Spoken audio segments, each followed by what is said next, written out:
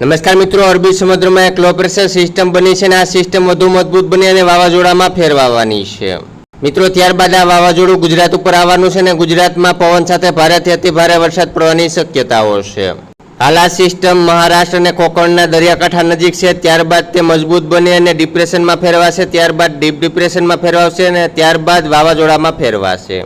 મિત્રો, આ વાવાઝોડાને નામ પણ આપી દેવામાં આવ્યું છે. આ વાવાઝોડાનું નામ શક્તિ રાખવામાં આવ્યું છે.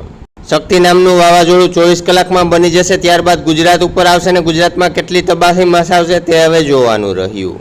ત્યારે મિત્રો, આ વાવાઝોડાના કારણે કયા વિસ્તારમાં ભારે અસર જોવા મળશે તેની વાત કરવામાં આવે તો દક્ષિણ ગુજરાતમાં સુરત, નવસારી, વલસાડ, ડાંગ, તાપી, ભરૂચ અને નર્મદામાં તેમજ મધ્ય ગુજરાતમાં અમદાવાદ, ખેડા, આણંદ, વડોદરા અને સુરેન્દ્રનગર અને સૌરાષ્ટ્રની વાત કરવામાં આવે તો મોરબી, જામનગર, રાજકોટ, ભાવનગર, અમરેલી, ગીર સોમનાથ, જૂનાગઢ, પોરબંદર અને દેવભૂમિ દ્વારકા અને કચ્છમાં આ વાવાઝોડાની વધુ અસર જોવા મળશે.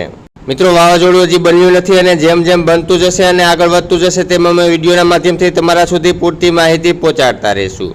તો આવી જ રીતે પડના તાજા સમાચાર દરરોજ તમારા મોબાઈલમાં મળતા રહે માટે નીચે આપેલ કાળું સબસ્ક્રાઇબનું બટન દબાવી ચેનલને સબસ્ક્રાઇબ કરી લેજો અને વિડીયોને વધુમાં વધુ શેર કરી દેજો જેથી બધા લોકો સુધી પૂરતી માહિતી પહોંચી રહે.